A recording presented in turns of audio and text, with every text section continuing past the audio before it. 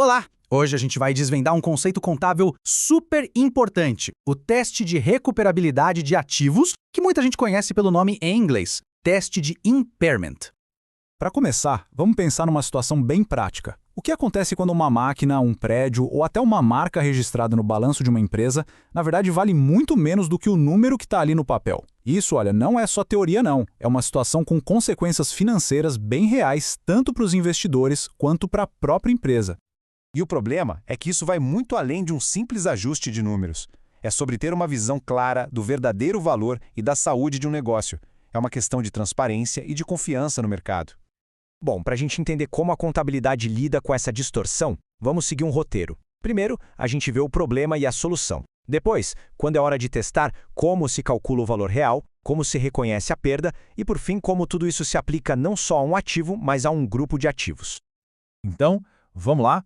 O foco agora é entender esse problema da superavaliação e qual a solução que a norma contábil traz para, digamos, colocar os pés da empresa no chão. E a resposta está aqui, direto da norma contábil, o CPC 01. Basicamente, ela cria um procedimento obrigatório, um verdadeiro choque de realidade para garantir que os balanços reflitam o valor real que a empresa pode recuperar com aquele ativo. E esse é o nome técnico da coisa, perda por desvalorização, ou impairment. É exatamente a diferença que a gente encontra quando um ativo está registrado por um valor maior do que ele realmente vale. É esse número que precisa ser ajustado. Certo, mas como uma empresa sabe que chegou a hora de fazer esse teste? Não é algo aleatório. A norma é bem clara e estabelece alguns sinais de alerta, tanto internos quanto externos, que funcionam como gatilhos.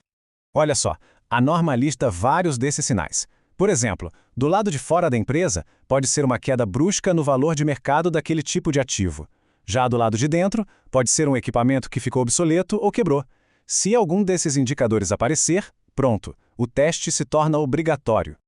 E tem mais. Para alguns ativos bem específicos, como o goodwill, por exemplo, o teste não é nem opcional.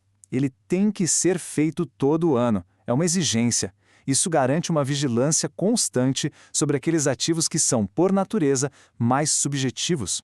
Ok, agora a gente entra no coração do cálculo. Como é que a empresa define esse valor real? O termo técnico é valor recuperável. Como se chega nesse número para fazer a comparação? O teste, na verdade, se baseia em duas análises diferentes. A primeira é o valor justo líquido de despesa de venda. Traduzindo, por quanto a empresa conseguiria vender aquele ativo hoje, já tirando todos os custos dessa venda. A segunda é o valor em uso, que é uma projeção de todo o dinheiro que aquele ativo ainda vai gerar para a empresa se ela continuar usando ele. E aqui vem o pulo do gato. A regra diz que a empresa deve usar o maior valor entre essas duas opções como referência. Ou seja, a norma permite que a empresa adote a perspectiva mais otimista, seja ela de vender o ativo ou a de continuar usando. E aí?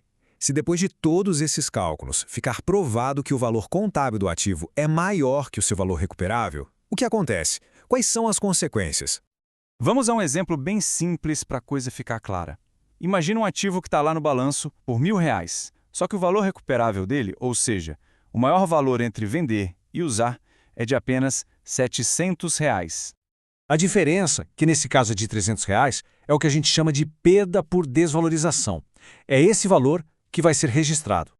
E aqui está o ponto crucial. Essa perda vai direto para a demonstração de resultados da empresa, ou seja, ela afeta diretamente o lucro daquele período.